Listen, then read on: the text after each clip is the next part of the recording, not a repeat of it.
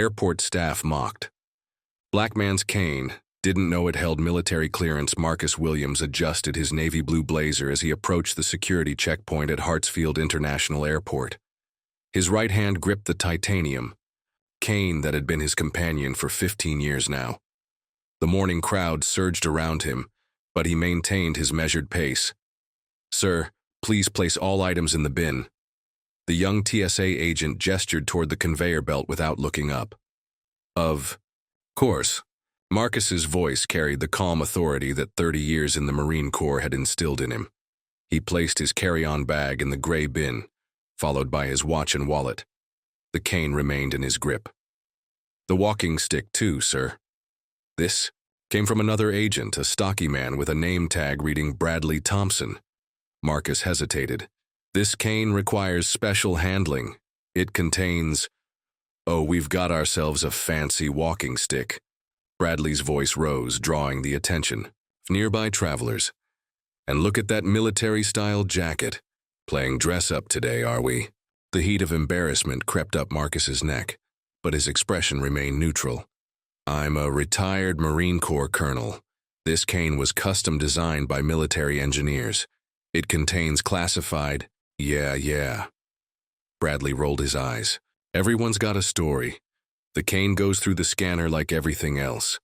Before Marcus could explain further, Bradley reached over and yanked the cane from his grip. The titanium shaft gleamed under the fluorescent lights as Bradley tossed it carelessly onto the conveyor belt. "Careful with that, please," Marcus said, his voice low but firm. "Ooh, careful with that, please," Bradley mimicked in a falsetto voice. He turned to his colleague. "Hey, Jim. Check out Colonel Important over here. His walking stick is classified." Jim snickered. "Maybe it transforms into a helicopter." Marcus stood perfectly still, his back straight, face composed. He'd faced enemy fire with less tension than he felt now. Around him, travelers averted their eyes, complicit in their silence. Marcus settled into his window seat, placing his cane carefully across his lap. His fingers traced the titanium surface, lingering over a small dent that hadn't been there before. "Can I get you something to drink once we're airborne, sir?" The flight attendant smiled warmly. "Water would be fine, thank you," Marcus replied, his voice carrying the measured tone of someone accustomed to command. As the plane taxied toward the runway, Marcus's thoughts drifted to his meeting tomorrow. The Department of Defense had requested his presence specifically, something about anomalous access attempts to the Nexus system. "Funny how retirement never quite sticks," he murmured to himself. The passenger beside him, a young woman with headphones, glanced over briefly before returning to her music. Marcus turned his attention back to the cane. To anyone else, it looked like an expensive walking aid, titanium shaft with a polished wooden handle. But concealed within were microchips containing encryption keys that gave him level 6 clearance to some of the nation's most sensitive defense protocols. Only 5 people in the country possessed such access. The memory of his father's voice echoed in his mind. "Stand tall, Marcus. They can take your comfort, but never your dignity." James Williams had taught his son well in 1970s Alabama. Marcus recalled the day his father was denied service at a local diner despite wearing his Vietnam service uniform. "Why didn't you say something, Dad?" 10-year-old Marcus had asked afterward. "Because, son, my silence spoke louder than their ignorance ever could." The plane lifted off, pressing Marcus back into his seat. His thoughts shifted to Elaine. 2 years gone, but the ache remained fresh. "You'd laugh about this, wouldn't you?" he whispered. Another crisis. Another call. Their last conversation played in his mind. Her in the hospital bed, him holding her hand. "Promise me you'll reconcile with Zoe," she had said. "I'm trying, Elaine. She won't return my calls." "Then try harder. She's stubborn, like someone else." "I know," Marcus sighed, pulling out his phone to check for messages. Nothing from Zoe. 29 years old now, living in Seattle. Designing websites and still carrying the resentment of a child who grew up with a father more committed to his country than his family. Or so she believed. The plane leveled off, and Marcus carefully turned the handle of his cane clockwise, then counterclockwise 3 times. A small panel should have illuminated beneath his thumb. Nothing happened. He tried again. Still nothing. A third attempt produced a faint red flash. An error signal. Cold alarm spread through his chest, but his expression remained unchanged. He took a slow, deliberate sip of water when the flight attendant brought it. "Everything all right with your drink, sir?" she asked. "Perfect, thank you." His voice betrayed none of the panic rising within him. The implications were severe. If the Kane security system was compromised, it meant potential access to classified networks. The rough handling at security might have damaged the external components, but the internal safeguards should have remained intact, unless someone knew exactly what they were looking for. Marcus stared out the window at the clouds below, his reflection in the glass revealing nothing of the storm brewing inside. Years of military discipline kept his breathing steady, his hands still, but his mind raced through the possibilities, each more concerning than the last. Marcus exited the plane with measured steps, the compromised Kane in his grip.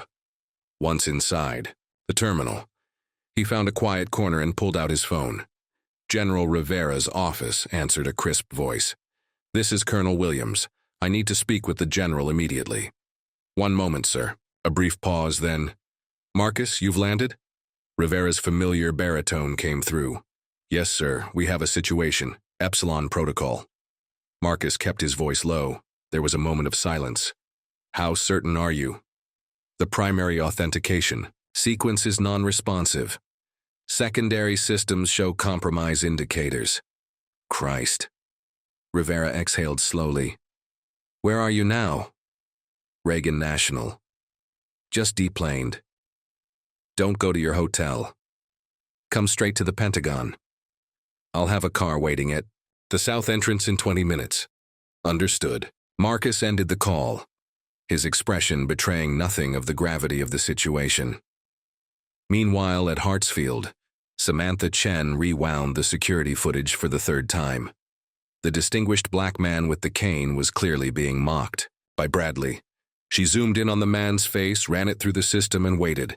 The results appeared on her screen. Colonel Marcus Williams, USMC, retired. Distinguished Service Cross, Silver Star, Purple Heart, 30 years of service. Samantha closed her eyes briefly. "Damn it, Bradley." She found him in the break room, scrolling through his phone. "We need to talk about what happened this morning," she said, closing the door behind her. Bradley barely looked up. "What now?" "The man with the cane, the one you were mocking. He's a decorated Marine colonel." "So?" "Everyone's special somehow." "This isn't about being special. It's about basic respect." Bradley put his phone down. "Look, Sam, half these people come through acting entitled.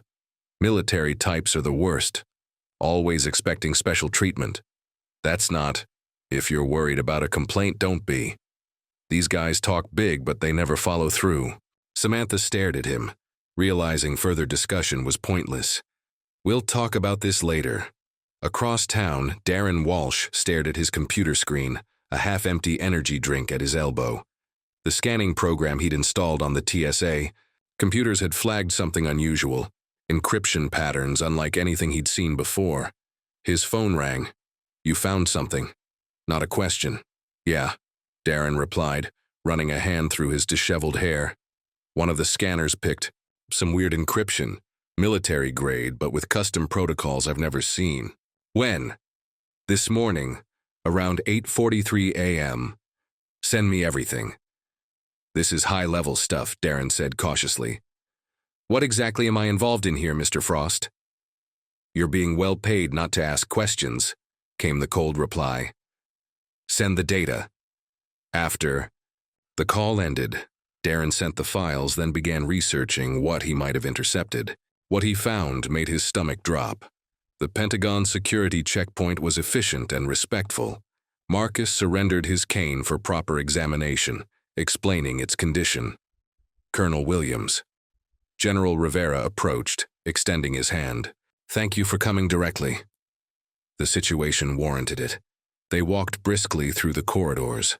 At 09:15 this morning, someone attempted to access the Nexus database using your credentials, Rivera said quietly. Marcus stopped walking. "That's impossible unless..." unless they had direct access to your authentication device. Rivera's expression was grim.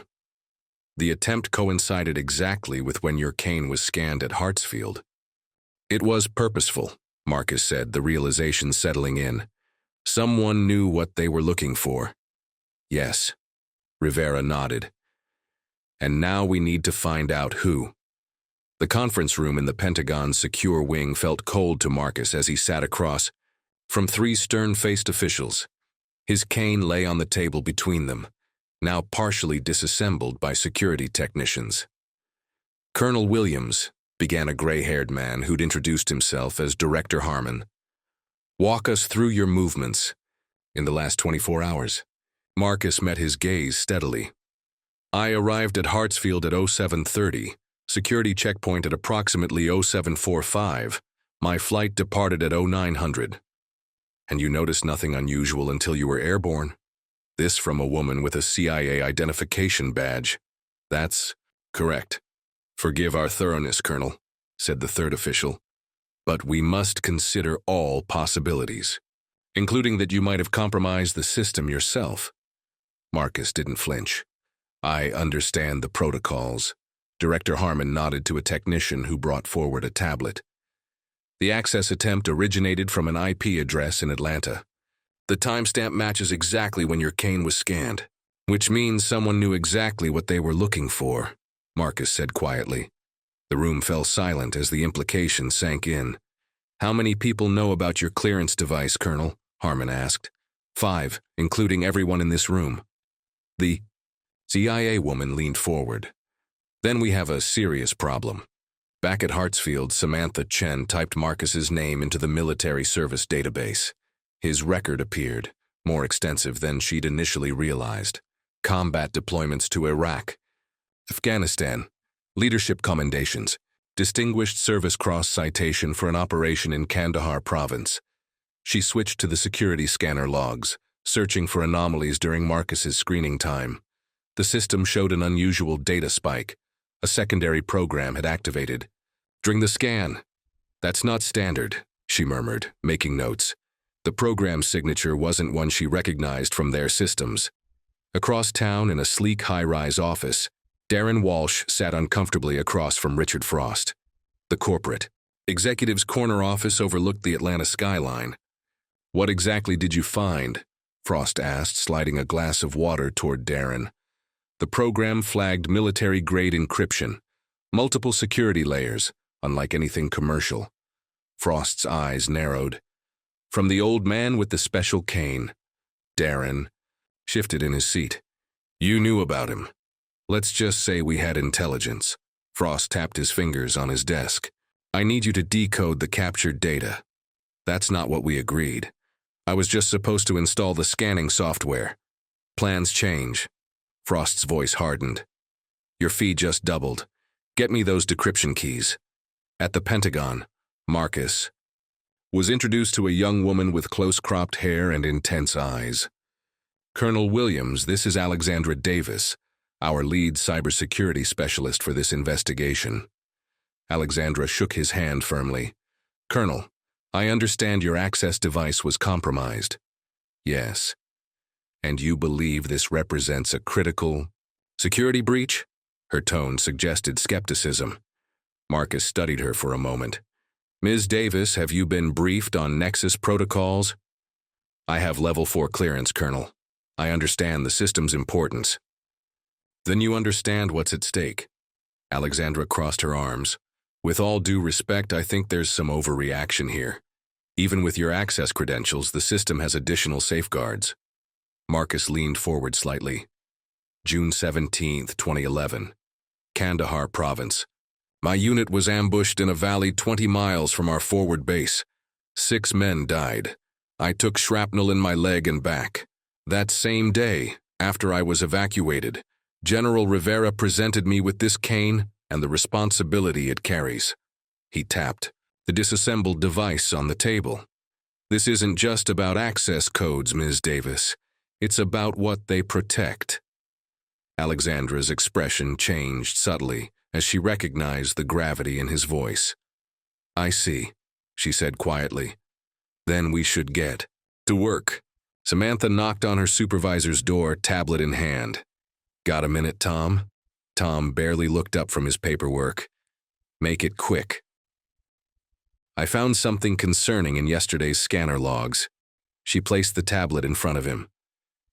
During Colonel Williams' screening, the military officer Bradley Thompson mocked, there was unauthorized program activity. Tom glanced at the screen, then pushed it back toward her. Probably just system updates. At precisely the same time as a passenger screening, and with this signature pattern, Tom sighed heavily. Look, Samantha, we've got enough real problems without chasing ghosts. IT probably ran something, drop it. But that's an order. We're not cybersecurity experts, and we're certainly not getting involved in whatever this is. His tone left no room for argument. Samantha retrieved her tablet, a hollow feeling in her stomach. Back at her desk, she hesitated only briefly before searching for Marcus Williams' military contact information. She composed a careful email. Colonel Williams, I witnessed your treatment at Hartsfield yesterday and wish to apologize. More importantly, I've detected unusual activity during your screening. Someone ran unauthorized software when your cane was scanned. I believe you should know this. Respectfully, Samantha Chen, TSA Supervisor. Her finger hovered over the send button before pressing it decisively. At the Pentagon, Alexandra and Marcus hunched over multiple screens in a secure analysis room. The breach attempt was sophisticated, Alexandra said, pointing to a line of code. But they left traces. The origin point was definitely Hartsfield Airport. Marcus nodded. Can you narrow it down to a specific terminal? Working on it. Her fingers flew across the keyboard. There. Terminal 3, Security Checkpoint B, timestamp 8:45 a.m. That's when I went through security, Marcus confirmed. They brought their findings to General Rivera, who studied the data with a grim expression. This isn't an isolated incident, Rivera said finally. We've detected similar breach attempts at 3 other airports in the past month: Denver, Phoenix, and San Diego. Other military personnel? Marcus asked. Rivera nodded. All with high-level clearance, all carrying specialized authentication devices. Then someone knows about our protocols, Alexandra concluded. This isn't random. Precisely why we need to contain this immediately, Rivera said. Colonel, I'm authorizing you and Ms. Davis to investigate the Hartsfield breach directly. In his apartment, Darren Walsh couldn't sleep. Richard Frost's demands had grown increasingly aggressive, and the data they'd captured was proving difficult. To decrypt, what the hell did I get myself into? He muttered, pacing. He began searching for information about military encryption protocols, which led him to articles about secure authentication methods for high-ranking personnel. One article mentioned portable devices disguised as everyday objects. On a hunch, Darren cross-referenced the timestamp of the scan with passenger information. It took some doing, but he found the name, Colonel Marcus Williams. His heart raced. As he pulled up Williams' military profile, combat veteran, high-level Pentagon consultant, currently involved in cybersecurity protocols. Oh, God, Darren whispered. This wasn't corporate espionage. This was national security. He stared at his phone, wondering what to do next. Marcus was reviewing security protocols when a notification appeared on his secure tablet. An email from Hartsfield International Airport. He opened it, reading Samantha.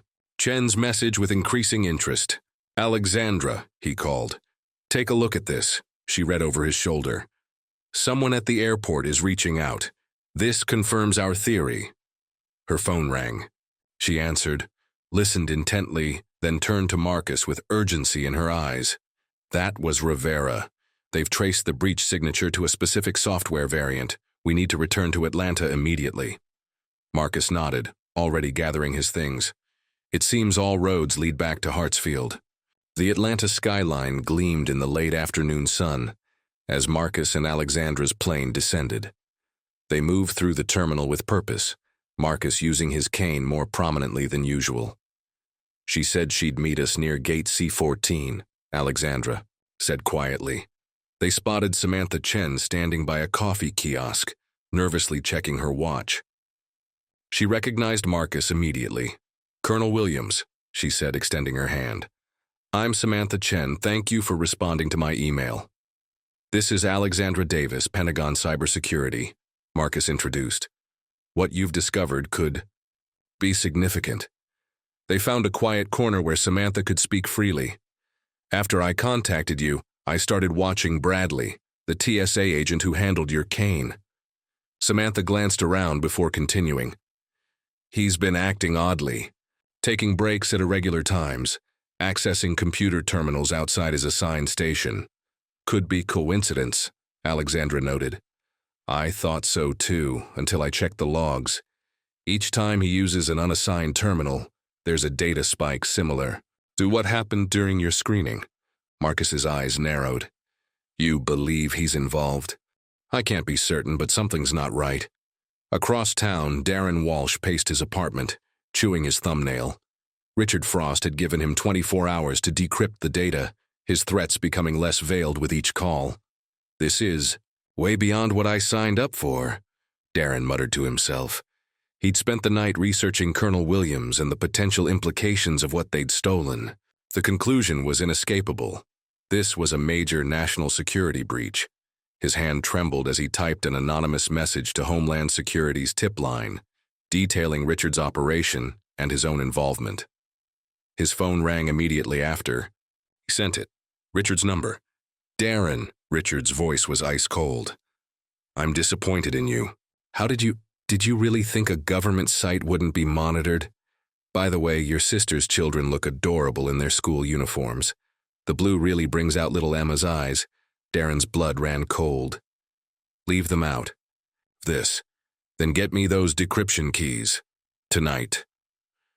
Back at Hartsfield, Samantha led Marcus and Alexandra toward the TSA break room. "Bradley should be on his break now," she whispered. They entered to find Bradley scrolling through his phone. He looked up, recognition flashing in his eyes when he saw Marcus. "Well, look who's back," he smirked. "Come to show off your special gain again?" Alexandra tensed, but Marcus placed a gentle hand on her arm. "Mr. Thompson," Marcus said quietly, "I'd like to speak with you about the nature of respect." Bradley rolled his eyes. "Spare me the lecture, old man." "Respect isn't earned through rank or uniform," Marcus continued evenly. "It's the basic dignity we owe each other as human beings." "Right, and I suppose you military types know all about dignity." Bradley's voice dripped with sarcasm. "Always. Expecting special treatment because you wore a uniform." Marcus remained composed. "Is that why you installed unauthorized software on the scanning system?" Bradley's expression flashed with surprise before hardening again. "I don't know what you're talking about." Alexandra stepped forward, badge in hand. "Pentagon Cybersecurity Division. We have evidence linking you to a serious security breach." Bradley's arrogance faltered. "Look, I just did what I was told. Some guy paid me to install a program. Said it was for market research." Samantha pulled out her tablet displaying security footage. "This market research guy? Because our cameras caught you meeting with him in the parking garage last week." The screen showed Bradley speaking with a well-dressed man, Richard Frost. Bradley's face drained of color. The command center hummed with activity as federal agents coordinated their approach to Richard Frost's operation. Marcus watched the tactical display while Alexandra worked with cybersecurity specialists to assess the damage.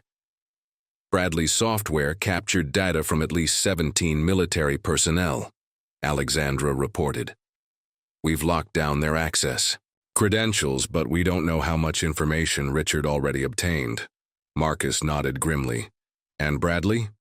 "In custody, still claiming ignorance," she replied. "Says he was just paid to install what he thought was marketing software." In the adjacent room, Bradley sat slumped at a table, handcuffed and dejected. Marcus entered quietly, his cane tapping softly on the floor. "Colonel," Bradley acknowledged, without looking up. "I'd like to understand something," Marcus said, taking a seat across from him. "The mockery, the disrespect. Was that part of your job too?" Bradley's jaw tightened. "Look, I didn't know what the software did. That's not what I'm asking. A long silence stretched between them. "You people always think everything's about race," Bradley finally muttered. "You people," Marcus repeated softly. Bradley shifted uncomfortably, but offered no apology. Outside, Alexandra's phone rang. She listened intently, her expression growing concerned. "Marcus," she called, "we have a situation." Darren Walsh's hands shook as he explained everything to Alexandra over the phone. "Richard knows I contacted authorities. He's taken my sister and her kids to the Airport Royale Hotel. He's got other hostages too, a TSA supervisor who was investigating him." "Samantha," Marcus breathed. "He says he'll release them when he gets safe passage out of the country, along with the decryption keys." Alexandra relayed the information to the tactical team. "Colonel Williams, we need you to stay here," the team leader instructed. "This is now a hostage situation." Marcus watched the team mobilize, his mind racing through scenarios from his decades of combat experience. "He won't negotiate with your team," Marcus said quietly, "but he might with me." "Absolutely not," the leader protested. "It's too risky."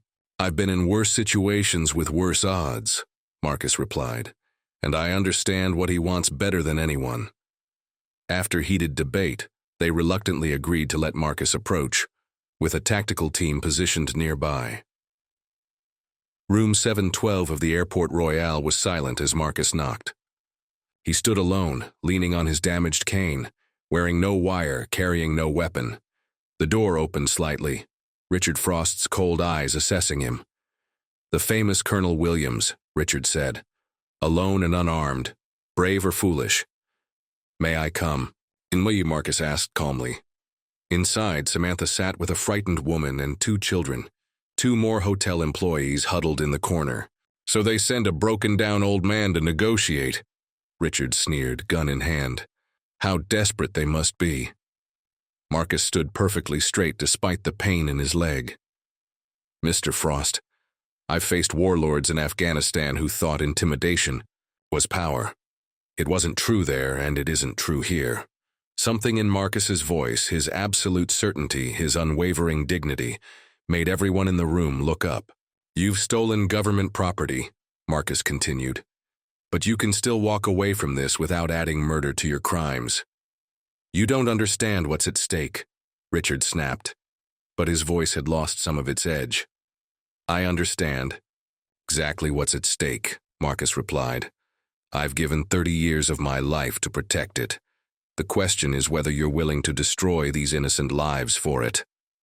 The room fell silent, the atmosphere shifting as Marcus's quiet authority filled the space.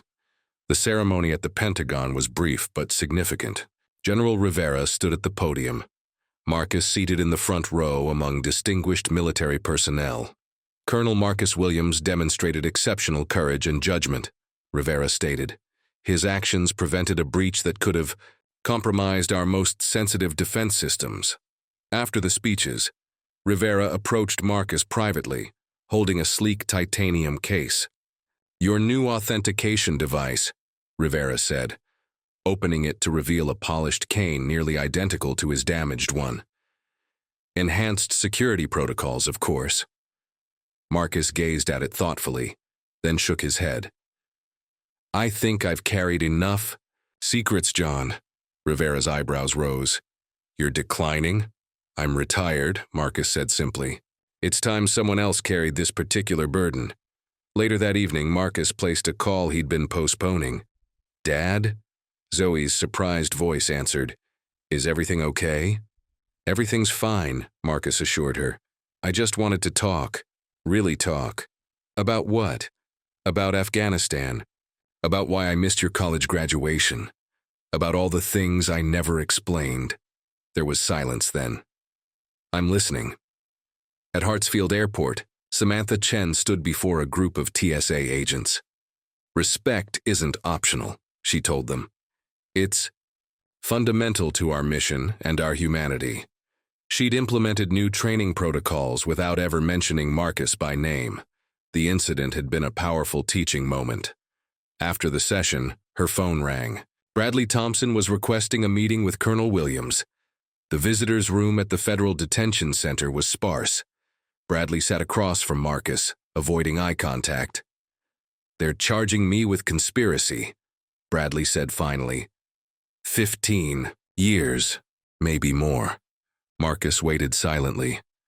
"I didn't know what I was installing," Bradley continued. "I just needed the money for my mom's medical bills." "And the disrespect?" Marcus asked quietly. Bradley sighed. "Look, I'm sorry about that. It was uncalled for." The apology was grudging, incomplete. Marcus could see Bradley still didn't fully comprehend the depth of his actions or attitudes. "Mr. Thompson," Marcus said, "the measure of respect isn't in how you treat people you admire, but in your treatment of strangers whose stories you don't yet know." He rose to leave, pausing at the door. "I'll speak to the prosecutor about your mother's situation." 2 weeks later, Marcus stood in the departure lounge at Hartsfield, boarding pass to Seattle in hand, his fingers wrapped around a simple wooden cane, a gift from Elaine on their 25th anniversary. "Safe travels, Colonel Williams," Samantha said, approaching with a smile. "Just Marcus now," he replied warmly. "Your flight is boarding," she noted. "Visiting family?" Marcus nodded, a quiet peace in his expression. "My daughter. We have a lot of catching up to do." As he walked toward the gate, his steps were steady, unburdened. For the first time in 15 years, his cane was just a cane. Not a vessel for secrets or clearance or duty. Just a support for a man walking forward, finally, free to tell his own story.